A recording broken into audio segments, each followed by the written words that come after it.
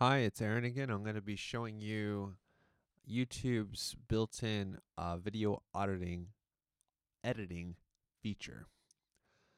Sorry, it's been a long night. Um, Basically, how this works is you click upload video and you can choose on the side. I don't want to go back because I'm going to explain why, but in the video manager settings, you can go to edit video and you can do it right online. And you basically have access to all clips you've ever uploaded and you can edit your video. It is nowhere near as sleek and seamless as working with YouTube. It's a little bit glitchy at times, but it's good for what it is, like for what you paid for it basically. I mean it's a free video editing program. So I have a bunch of different clips that I've labeled that I took while I was walking around following people for the Solo and Ensemble Festival here at CAJ. The reason I wanted to make this video was to help people in years to come, instead of feeling unsure and nervous and maybe they might not be able to make the morning meeting. That way they could watch the video in preparation and then go to the meeting and then be like, oh, I remember watching this in the video. Also in the video, I wanted to show what different parts of the festival might look like to someone who's never helped at it before. So I made a video. I also, as you can tell here, I made I was able to insert a title. And you have these different titles, and all you do is you just drag it in, and you can put it on top somewhere, and then you can edit the text from there. I'll show you this one, and it's going to show just how long I have this title for 5 seconds, and it shows me the text here, and I have my fonts and the sizes and the color. It's basic, but it's good. It's good enough. To edit clips that you import and bring in. So you can tell in this video with Mr. Rudd talking here that right at about 14 seconds into the clip, it goes to a series of different clips.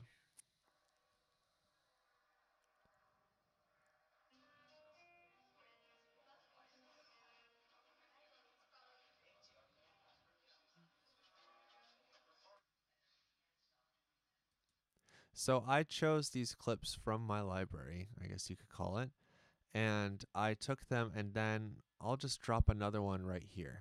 I'll drop this string adjudicator one just to show you. And you can see it has these sides. And what you can do is you can drag it, and you can see this blue line on the video player right here show you that what you're taking out and what you're keeping. And it in this area down here, it'll tell you how much time, if you click out of it, the clip lasts for.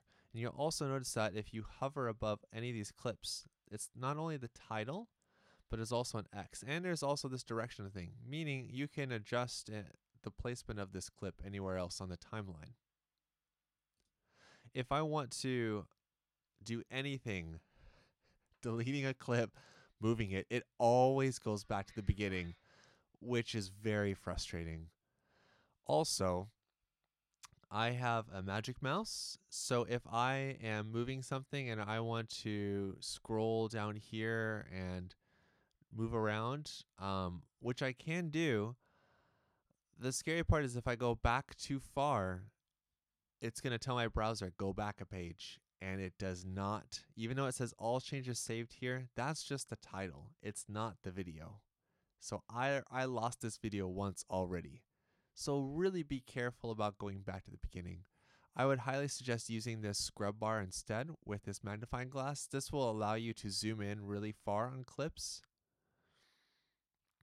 You'll also notice that some clips that are longer, like this one of Mr. Dan Rudd talking, is really long and it's not able to show me much. But this shorter clip that I have, I'm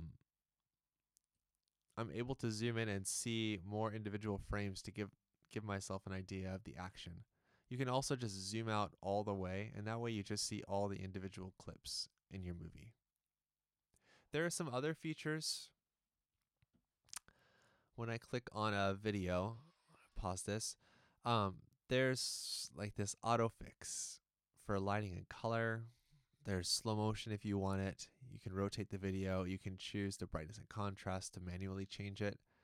You can also do these other effects, but I really don't like them. I mean, it helps, but it also creates a blurry effect. And I'll show you what I mean. I'll click on stabilize video. You can choose how much you want to stabilize it, but you'll notice that's a nice smile. But there's a little bit of a blur there. Can you see that? And sometimes it looks like things are going 3D on you. You could stabilize it a lot, and we could see what that looks like. But it's not going to look like the original looked. So here, this is weird because I was not focusing on his legs at all. So what's happened is that it's focused in on the center part of the screen so much. I'm going to turn this off and now we'll watch the clip again. And you'll see that I'm shaking around a lot more, yes. But see, I am still able to see Brennan's head right here talking to the judge. But the thing is that this part of the screen is the least shaky. So I think what it does is it zooms in on the center area. Pan and zoom, I really don't know what this does. So I think it's just an automatic effect. Yeah, I don't know. It's not really doing anything for me. There are some other things you can do too, which is actually kind of cool. The filters. This is something that more maybe students might mess with if they're doing something specific or like trying to make it look like, I don't know, like through the predator's eyes or something like that, like the heat map or thermal. But these other ones, they can help to give it a distinctive look and feel. I'll just apply one of these and we can watch it and see what it looks like. Oh, okay, so there we go. There's these flares on there. That doesn't really look great. I could also do this one instead. It's cool though. You're able to choose and mix and match and kind of get something that looks good to you. None of that looks good to me. You can also add text on this little video. And you can choose where you want it to hang. And you can also mess with the audio of this specific clip. One tip, since I am an audio person, is that if anything, you could turn the volume down, but you'd be surprised. If you turn the bass down, it will actually do a lot to clean up the messy sounds in a lot of the videos that you'll be taking or students might be taking. If you just take the bass down a little bit, it'll help it to sound better and clearer. So you can do two things. You can click this X to close this, or you can click down here. And now it's going to go back to the beginning. So see what I mean? There's also this part right here, drag audio here. This is if you have, we'll go to this tab. You can find these songs to play while the video plays. These are all free.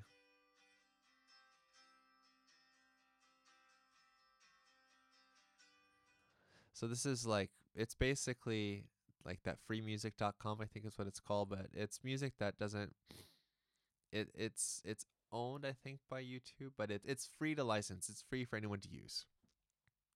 There are also transitions that you can use between clips. I don't want to do any of this stuff because this is just, it's a straight ahead kind of thing, so I don't want to mess with that. You can also add photos from your Google account, which would probably be Picasa, or you can upload them if you have a camera attached. And then you can also choose, you can take videos that are Creative Commons, they're open, and you can incorporate these into your video, and you could also search various videos as well. But like I said, for what I did, for the purpose of this video, I mean, this is what I need it to be. It just needs to be pretty much straight ahead. And that's what it is. I'll just show you one last thing. So I open with this text and I also close with this text. And that works for me. And you'll notice here in the text box, I just want to show you, you can't just type it out.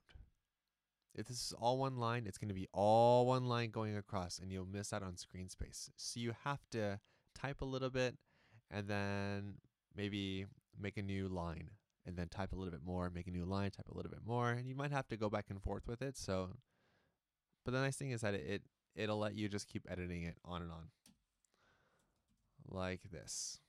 And now that I've done that, it's gonna show me what that looks like, and I can say, well, I don't like this, so I can delete it, and then it'll give me a new take of the video. That part of it is nice. I do like that. So I hope you found this video on how to use the, here we go again, on how to use the YouTube's video editor. It's not amazing, but you know what? It's not bad either. So hopefully you found something useful out of this. Thanks for watching. Bye-bye.